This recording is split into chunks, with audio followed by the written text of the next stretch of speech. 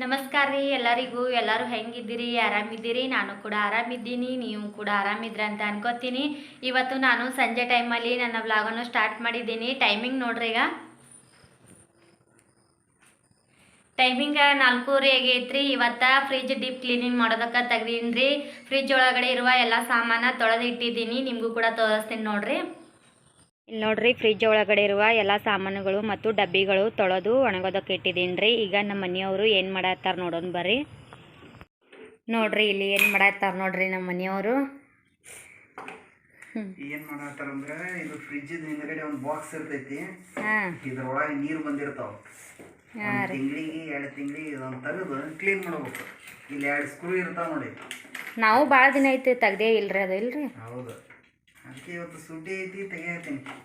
ಸುಟ್ಟಿ ಇದ್ದಾಕರ ಏನಾರ ಕೆಲಸ ಮನೆ ಅಂದ್ರೆ.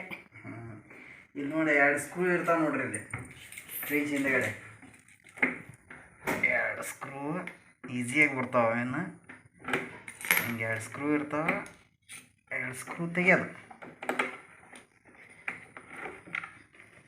ಈ ಕಡೆದೊಂದು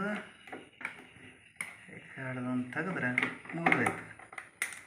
ಹಿಂಗೆ ಹೊರಗಡೆ ಬರ್ತೈತಿ. ಇದು ಒಳಗೆಲ್ಲ ಹೊಲಸೈತ್ರಿ. ನಾವು ಭಾಳ ದಿನ ಐತೆ ತೆಗ್ದೇ ಇಲ್ರಿ. ಇವತ್ತೆಲ್ಲ ತೆಗೆದು ಕ್ಲೀನ್ ಮಾಡತ್ತೀವಿ. ಏನೇನೈತೆ ಇದ್ರಾಗ? ಮಕ್ಕಳು ಬಂದಾರ ನೋಡ್ರಿ ಸ್ಕೂಲಿಂದ. ಈಗ ಶೇಂಗಾ ಬಿದ್ದಾವ ಇದ್ರಾಗ. ಶೇಂಗಾ ಇವಾನೇ ಹಾಕಿರ್ಬೇಕ್ರಿ. ಇವ ಹಿಂದೆ ಕೆಲಸ ಐತದು. ಏನಾರ ಹಾಕೋದು. ಇದು ಕ್ಲೀನ್ ಮಾಡೋದು. ಇಡ್ರಿ, ಅಲ್ಲಿ ಕ್ಲೀನ್ ಮಾಡ್ತೀನಿ. ಈಗ ಹೊರಗೆ ತಗೊಂಡು ಹೋಗಿ. ಭಾಳ ಹೊತ್ತು ಕರೆಂಟ್ ಹೋದ್ರೆ ಫ್ರಿಜ್ನಾಗಿನ ಐಸ್ ಕರಗಿ ನೀರಾಗಿ ಈ ಪೈಪ್ ಐತಲ್ರಿ, ಈ ಪೈಪ್ ಮುಖಾಂತರ ಆ ಪ್ಲ್ಯಾಸ್ಟಿಕ್ ಡಬ್ಬಿ ಒಳಗೆ ನೀರು ತುಂಬ್ಕೋತೈತ್ರಿ. ಇದು ತಿಂಗಳ ಮತ್ತು 2 ತಿಂಗಳಿಗೊಮ್ಮೆ ಕ್ಲೀನ್ ಮಾಡ್ಬೇಕ್ರಿ. ಹಾಗೆ ಇಟ್ರೆ ಸೊಳ್ಳೆ ಗಿಳೆ ಆಗ್ತಾವ. ಏನಿಲ್ಲರಿ, ಭಾಳ ದೊಡ್ಡ ವಿಷಯ ಇಲ್ಲ. 2 ಸ್ಕ್ರೂ ಇರ್ತಾವೆ ಇಲ್ಲಿ. ಇಂಥವು 2 ಸ್ಕ್ರೂ 2 ತೆಗೆದ್ರೆ ಮುಗಿದೋಯ್ತು. ಆ ಪ್ಲ್ಯಾಸ್ಟಿಕ್ ಡಬ್ಬಿ ಹೊರಗೆ ಬರ್ತೈತಿ. ಈ ರೀತಿ ತೆಗೆದು 1 ತಿಂಗಳಿಗೊಮ್ಮೆ 2 ತಿಂಗಳಿಗೊಮ್ಮೆ ಫ್ರಿಜ್ ಕ್ಲೀನ್ ಮಾಡ್ಕೊತಾ ಇರ್ಬೇಕು ನೋಡ್ರಿ. ವಾಸನೆ ಅದು ಬರೋದಿಲ್ಲ ನೋಡ್ರಿ. ಪ್ಲ್ಯಾಸ್ಟಿಕ್ ಡಬ್ಬಿ ತೆಗೆದು ಕೊಟ್ಟೀನಿ. ಈಗ ಎಲ್ಲ ಕ್ಲೀನ್ ಮಾಡ್ಕೊಳತ್ತಾವ ನೋಡ್ರಿ. ಫುಲ್ ಹೊಲಸಾಗೈತಲ್ಲ ಅದು. ನಾವು 1 ತಿಂಗಳ 2 ತಿಂಗಳ ತೆಗೆದೇ ಇಲ್ಲ ಅದು. ಅದ್ರಾಗ ಅರ್ಧ ನೀರು ತುಂಬ್ಕೊಂಡವ.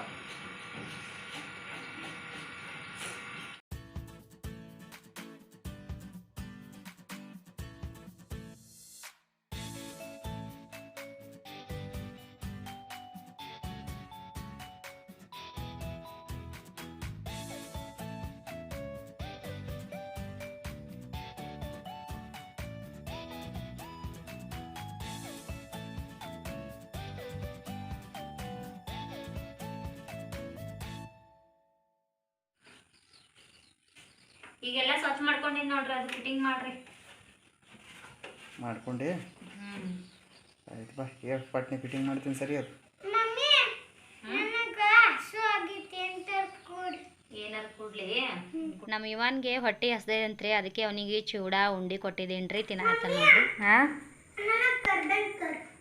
ಕರ್ದಂಟು ಬೇಕು. ಮುಗಿಯಿತು, ಫಿಟ್ ಆಯ್ತು. ಈಗ ಫ್ರಿಜ್ ವಿಮ್ ಬಾರ್ ಸಾಬನ್ ಹಚ್ಚಿ ಸ್ವಲ್ಪ ಉಜ್ಜಿ ಕ್ಲೀನ್ ಮಾಡ್ಕೊತಾ ಇದ್ದೀನಿ ರೀ. ಫ್ರಿಜ್ ಕ್ಲೀನ್ ಮಾಡೋದಕ್ಕೆ ಲಿಕ್ವಿಡ್ ಸಿಗ್ತೈತಿ. ಅದು ನಮ್ಮ ಮನೆಯಲ್ಲಿ ಅವೈಲೇಬಲ್ ಇಲ್ಲರಿ, ಅದಕ್ಕೆ ನಾನು ವಿಮ್ ಬಾರ್ ಸಾಬನ್ನಿಂದ ಕ್ಲೀನ್ ಮಾಡ್ಕೊತಾ ಇದ್ದೀನಿ. ಫ್ರಿಜ್ ಕ್ಲೀನ್ ಮಾಡೋದಿತ್ತಂದ್ರೆ ಫ್ರಿಜ್ ಒಳಗಡೆ ಇರುವ ಎಲ್ಲ ಸಾಮಾನನ್ನು ತೆಗೆದಿಟ್ಟು ಅಡ್ವಾನ್ಸೇ 2 ಗಂಟೆ ಫ್ರಿಜ್ ಬಂದ್ ಮಾಡಿ ಇಟ್ಟಿರ್ತೀನಿ ರೀ.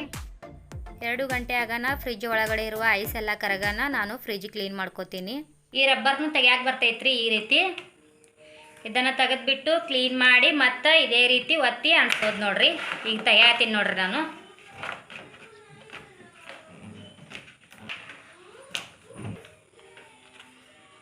ನೋಡ್ರಿ ಇದು ಈಗ ತೆಗ್ದೀನಿ ರೀ. ಇದನ್ನು ಹೊರಗೆ ಒಂದು ಸ್ವಲ್ಪ ಒಯ್ದು ಕ್ಲೀನ್ ಮಾಡ್ಕೊಂಡು ಬರ್ತೀನಿ ರೀ. ಮತ್ತೆ ಕಸ್ತೀನಿ. ಈಗ ರಬ್ಬರ್ ಎಲ್ಲ ತೆಗೆದು ಆ ಜಾಗನೂ ಕ್ಲೀನ್ ಮಾಡ್ಕೊತಾ ಇದ್ದೀನಿ ನೋಡ್ರಿ. ರಬ್ಬರ್ಗೆ ಗ್ಯಾಸ್ಕೆಟ್ನು ಅಂತಾರ. ವಾರಕ್ಕೊಮ್ಮೆ ಶಾಂಪೂ ನೀರಿನಿಂದ ಒರೆಸ್ಕೊತೀನಿ. ತಿಂಗಳಿಗೊಮ್ಮೆ 2 ತಿಂಗಳಿಗೊಮ್ಮೆ ಈ ರೀತಿ ಡೀಪ್ ಕ್ಲೀನ್ ಮಾಡ್ತೀನಿ ರೀ. ಫ್ರಿಜ್ ಅವಾಗ ಕ್ಲೀನ್ ಮಾಡ್ತಾನೆ ಇರಬೇಕ್ರಿ, ವಾಸನೆ ಅದು ಬರೋದಿಲ್ಲ. ಒಂದು 15-20 ದಿನ ಫ್ರಿಜ್ ಬಂದ್ ಮಾಡಿ ನಾವು ಊರಿಗೆ ಹೋದ್ರೆ ಬಂದ ಮೇಲೆ ಫ್ರಿಜ್ದ ವಾಸನೆ ಭಾಳ ಬರ್ತೈತ್ರಿ. ಆ ವಾಸನೆ ಬರಬಾರ್ದಂದ್ರೆ ಏನು ಮಾಡ್ಬೇಕಂದ್ರೆ ನ್ಯೂಸ್ ಪೇಪರ್ ಇರ್ತೈತಲ್ರಿ, ಅದರದ ಒಂದು 3-4 ಉಂಡಿ ಮಾಡಿ ಫ್ರಿಜ್ ಒಳಗಡೆ ಇಟ್ಟು ಹೋದ್ರೆ ವಾಸನೆ ಅದು ಏನೂ ಬರೋದಿಲ್ಲ ರೀ. ಬೇಸಿಗೆ ರಜೆಯಲ್ಲಿ ನಾನು ಕೂಡ ಒಂದೆರಡು ತಿಂಗಳ ಊರಿಗೆ ಹೋಗ್ತೇವ್ರಿ. ಊರಿಗೆ ಹೋಗೋ ಟೈಮಲ್ಲಿ ಫ್ರಿಜ್ ಬಂದ್ ಮಾಡಿ ಇಟ್ಟಿರ್ತೀನಿ. ಅವಾಗ ನಾನು ನ್ಯೂಸ್ ಪೇಪರ್ದ ಉಂಡೆ ಮಾಡಿ ಫ್ರಿಜ್ ಒಳಗಡೆ ಇಟ್ಟು ಹೋಗ್ತೀನಿ ರೀ. ವಾಸನೆ ಅದು ಏನೂ ಬರೋದಿಲ್ಲ. ಇದು ಒಂದು ಒಳ್ಳೆ ಟಿಪ್ಸ್ ಐತ್ರಿ, ನೀವು ಕೂಡ ಫಾಲೋ ಮಾಡಿ. ಫ್ರಿಜ್ ಈ ರೀತಿ ಕ್ಲೀನ್ ಮಾಡಿದ್ದೀನಿ ನೋಡ್ರಿ. ಸ್ವಲ್ಪ ಹೊತ್ತ ಒಣಗಾಕ್ಬಿಟ್ಟು ಮಕ್ಕಳಿಗೆ ಚಹಾ ಮಾಡಿಕೊಡ್ತೀನಿ.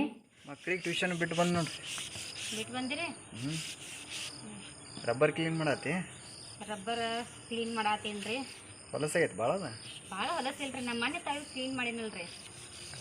ಭಾಳ ಹೊಲಸಿದ್ರ ಒಂದು ತಾಸು ನಿರ್ಮದ ಹಾಕಿಡೋದ್ರಿ, ಆಮೇಲೆ ಎಲ್ಲ ಕ್ಲೀನ್ ಆತೈತಿ. ಧಾರಾವಾಹಿ ನೋಡ್ಕೋತ ಏನು ಮಾಡತ್ತಿ? ಪಲ್ಯ ಎಲ್ಲ ಕಟ್ ಮಾಡಿ ಹಸನ್ ಮಾಡಿ ಇಡತ್ತೀನಿ ರೀ. ಮೊನ್ನೆ ಸಂಡೆ ದಿನ ಸಂತಿ ತೊಗೊಂಡು ಬಂದಿದ್ದ. ನೀನೆಲ್ಲ ಹಸನ್ ಮಾಡ್ಬೇಕಂದ್ರೆ ಹಬ್ಬದಲ್ಲಿ ಆಗೇ ಇಲ್ರಿ. ಹೋಳ್ಗಿ ಮಾಡೋದು ಪೂಜೆ ಮಾಡೋದು ಇದೇ ಆಯ್ತು. ಇವತ್ತೆಲ್ಲ ಹಸನ್ ಮಾಡಿ ಕಟ್ ಮಾಡಿ ಡಬ್ಬಿ ಒಳಗೆ ಹಾಕಿಡತ್ತೀನಿ ರೀ. ಧಾರಾವಾಹಿ ನೋಡೋಕೋತ ಟೈಮ್ ವೇಸ್ಟ್ ಯಾಕೆ ಮಾಡೋದ್ರಿ? ಹಂಗೆ ಹಸನ್ ಮಾಡಿದ್ರೆ ನಡೀತದ ಪಲ್ಯ. ಹಂಗೆ ಧಾರಾವಾಹಿನೂ ನೋಡೋದು ಪಲ್ಯನ ಹಸನ್ ಮಾಡ್ಕೊತ್ಕೊಂಡು ಹೋದ್ರಿ. ಹಂಗಾದ್ರೂ ಫ್ರಿಜ್ನು ಕ್ಲೀನ್ ಮಾಡಿದ್ವಿ. ಎಲ್ಲ ಕ್ಲೀನ್ ಮಾಡಿ ಅದ್ರಾಗ ಇಟ್ರೆ ಮುಗೀತು ನೋಡಿ. ಮಳೆ ಬರಾಕತ್ ನೋಡಿ ಸಣ್ಣಾಗಿ. ಮಧ್ಯಾಹ್ನ ರಪ ರಪ ರಪ ರಪ ಬತ್ತಲ್ಲ ಎಕ್ದಮ್.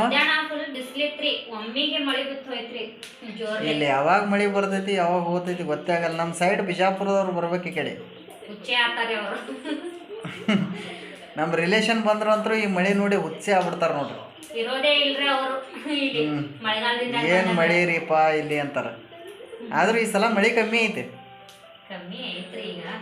ಮೊನ್ನೆ ಒಂದು 15 ದಿವಸ ಒಂದು 15 ದಿವಸ ಹತ್ಕೋತ್ ನೋಡಿ. ಮೊನ್ನೆ 15-20 ದಿನ ಹತ್ರಿ ಸಣ್ಣ. ಈಗ ಮತ್ತೆ ಬಂದೇ ಐತ್ರಿ, ಅದು ಬಿಸಿಲು ಬೀಳಾಕೈತ್ರಿ. ಈಗ ಒಂದ್ 2 ದಿನ ಐತ್ರಿ ಬಿಸಿಲು ಬೀಳೋದು, ಮತ್ತೆ ಮಳೆ ಬರೋದು ಚಲೋ ಆಗ್ತೈತ್ರಿ. ಈಗ ಮುಂದೆ ನೋಡ್ಬೇಕ್ರಿ ಏನಾಗ್ತೈತಿ. ನಮ್ಮ ಸೈಡ್ ನಾವು ಬಿಜಾಪುರ ಸೈಡ್ ಮಳೆ ಬರೋದೈತ ಮೊದಲು ಗಾಳಿ ಸಿಡಿಲ್ಲ, ಮಳಿನೇ ಬರೋದಿಲ್ಲ. ಬರೀ ಆವಾಜ್ ಮಾಡಿ ಹೋಗ್ತೈತಿ. ನಮ್ಮ ಸೈಡ್ ಮಳಿನೇ ಬರೋದಿಲ್ಲ ನೋಡ್ರಿ. ಇಲ್ಲಿ ಯಾವಾಗ ಬರ್ತೈತಿ ಯಾವಾಗಿಲ್ಲ ಎಂದೂ ಗೊತ್ತಾಗಲ್ಲ. ಗಾಳಿ ಇರಲ್ಲ, ಸಾವಕಾಶ ಮಳೆ ಬೀಳ್ತವೆ, ಗೊತ್ತೇ ಆಗೋದಿಲ್ಲ ಮಳೆ ಬಂದದ್ದು. ಎಲ್ಲ ಕಾಯಿಪಲ್ಯಗಳನ್ನು ಸೋಸಿ ಕಟ್ ಮಾಡಿ ಏರ್ ಕಂಟೆಂಟ್ ಡಬ್ಬಿ ಒಳಗೆ ಕೆಳಗೊಂದು ಟಿಶ್ಯೂ ಪೇಪರ್ ಹಾಕಿ ಕಾಯಿಪಲ್ಯ ಸೋಸಿಟ್ಟು ಮ್ಯಾಗೊಂದು ಟಿಶ್ಯೂ ಪೇಪರ್ ಹಾಕಿ ಮುಚ್ಚಿ ಇಡ್ತೀನಿ ನೋಡ್ರಿ ಫ್ರಿಜ್ ಒಳಗೆ. ಈ ರೀತಿ ಮಾಡಿದ್ರೆ ಕಾಯಿಪಲ್ಯ ಕೆಡೋದಿಲ್ರಿ, ಫ್ರೆಶ್ ಆಗಿ ಇರ್ತೈತಿ. ಅಡುಗೆ ಮಾಡೋ ಟೈಮಲ್ಲಿ ನಾವು ಬೇಗ ಬೇಗ ತಗೊಂಡು ಅಡುಗೆ ಮಾಡ್ಬೋದು. ಮಳೆ ಫುಲ್ ಜೋರ್ ಐತೆ ನೋಡಿ. ಮಳೆ ಜೋರ್ ಐತ್ರಿ. ಟಿವಿ ಸಿಗ್ನಲ್ಲೇ ಹೋಯ್ತ್ರಿ. ಧಾರಾವಾಹಿ ನೋಡ್ಬೇಕಂದ್ರೆ ಮಳೆ ಬಂತಂದ್ರೆ ಅದು ಸಿಗ್ನಲ್ಲೇ ಹೋಗ್ತೈತಿ. ಮುಗಿದೈತದ ನಿನ್ನ ಧಾರಾವಾಹಿ ಮುಗಿಯಾನೇ ಬರ್ತೈತೆ ಅದು. 4-5 ದಿನದ ತಯಾರಿ ನಾನು ಒಂದೇ ದಿನದಲ್ಲಿ ಈ ರೀತಿ ಎಲ್ಲ ಮಾಡಿರ್ತೀನಿ ನೋಡ್ರಿ.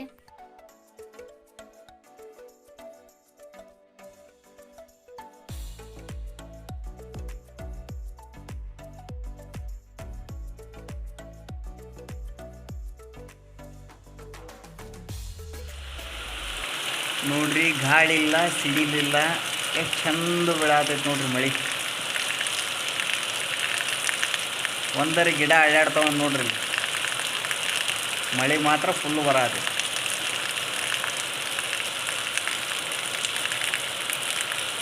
ನಿನ್ನೆ ದೇವ್ರಿಗೆ ಕಾಯಿ ಹೊಡೆದಿದ್ದೆ ನೀವು?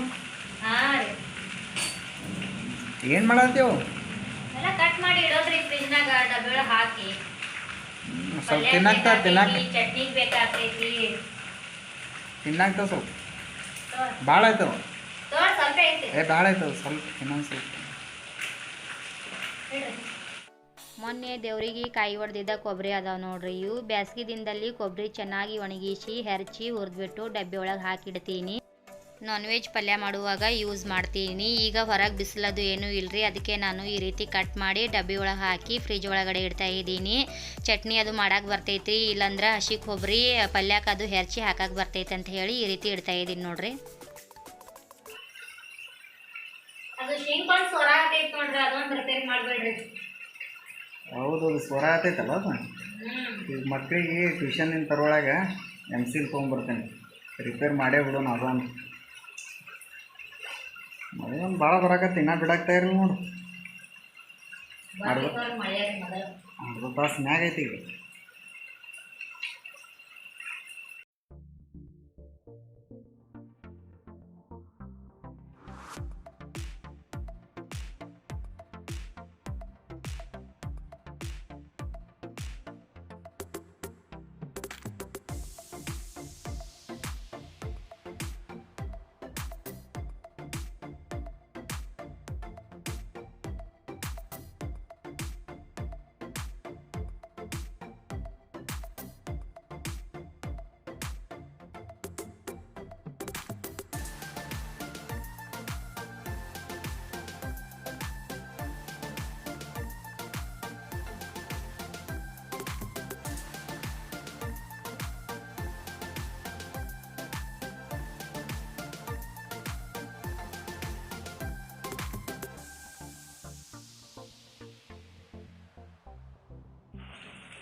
2 ತಿಂಗಳಾಯ್ತು ನೋಡ್ರಿ ನಿಂಬಿಕಾಯಿ ತಂದು. ನಮ್ಮ ತವ್ರ ಮನೆ ಕಡೆಯಿಂದ ನಮ್ಮ ಮಮ್ಮಿ ಕೊಟ್ಟು ಕಳಿಸಿದ್ರು. ಹೆಂಗದಾವ ಹಂಗೆ ಅದಾವ ನೋಡ್ರಿ ಇನ್ನ ಫ್ರೆಶ್. ಈ ಥರ ಪ್ಲಾಸ್ಟಿಕ್ ಡಬ್ಬಿ ಒಳಗೆ ತೆಳಗೆ ಒಂದು ಟಿಶ್ಯೂ ಪೇಪರ್ ಹಾಕೋದ್ರಿ, ನಿಂಬಿಕಾಯಿ ಇಡೋದು, ಮ್ಯಾಲ ಒಂದು ಟಿಶ್ಯೂ ಪೇಪರ್ನಿಂದ ಮುಚ್ಚಿ ಬಿಡೋದು ನೋಡ್ರಿ. ಏರ್ ಕಂಟೆಂಟ್ ಡಬ್ಬಿ ಒಳಗೆ ಇಟ್ಬಿಟ್ಟಂದ್ರೆ 2-3 ತಿಂಗಳು ಆದ್ರೂ ಏನೂ ಆಗಂಗಿಲ್ಲ ನೋಡ್ರಿ. ಈಗ 2 ತಿಂಗಳು ಐತ್ರಿ, ಅದಕ್ಕೆ ಏನೂ ಆಗಿಲ್ಲ. ಮತ್ತೆ ಎಷ್ಟು ದಿನ ಹೋಗ್ತೈತೆ ನೋಡ್ಬೇಕ್ರಿ.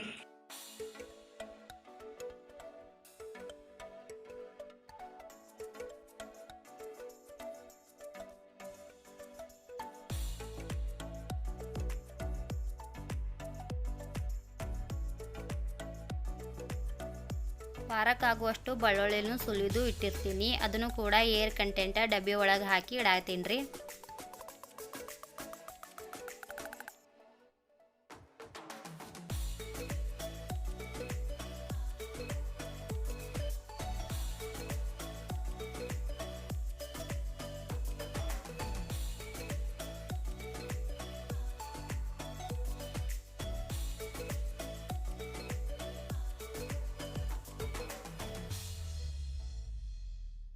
ಈಗ ಎಲ್ಲ ಕಾಯಿಪಲ್ಯಗಳನ್ನು ಸೋಸೋದು ಮುಗೀತ್ರಿ. ಫ್ರಿಜ್ನು ಒಣಗಿ ಐತಿ. ಫ್ರಿಜ್ ಸಾಮಾನೆಲ್ಲ ಹಚ್ಚಿ ಡಬ್ಬಿಗಳನ್ನು ಫ್ರಿಜ್ನಲ್ಲಿ ಇಡ್ತೀನಿ.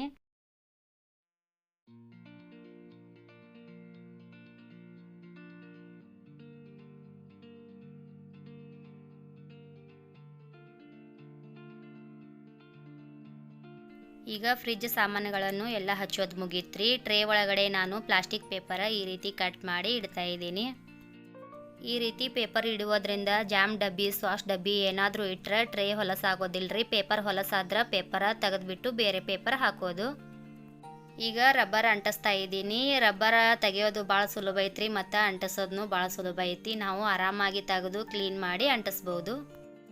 ಈಗ ಫ್ರಿಜ್ ಒಳಗಡೆ ಸೋಸಿದ ಎಲ್ಲ ಕಾಯಿಪಲ್ಯಗಳನ್ನು ಇಡ್ತಾ ಇದ್ದೀನಿ. ಫ್ರಿಜ್ ಡೀಪ್ ಕ್ಲೀನಿಂಗ್ ಹೇಗೆ ಮಾಡಬೇಕು, ಕಾಯಿಪಲ್ಯಗಳನ್ನು ಕೆಡದಂತೆ ಹೇಗೆ ಫ್ರಿಜ್ ಒಳಗಡೆ ಇಡಬೇಕು ಅನ್ನೋದು ಈ ವಿಡಿಯೋದಲ್ಲಿ ನಿಮಗೆ ಶೇರ್ ಮಾಡಿದ್ದೀನಿ. ಇವತ್ತಿನ ವಿಡಿಯೋ ನಿಮಗೆ ಇಷ್ಟ ಆದರೆ ಪ್ಲೀಸ್ ವಿಡಿಯೋಗೊಂದು ಲೈಕ್ ಮಾಡಿ, ನಿಮ್ಮ ಫ್ಯಾಮಿಲಿ ಮೆಂಬರ್ಸ್ಗಳಿಗೆ ಶೇರ್ ಮಾಡಿ.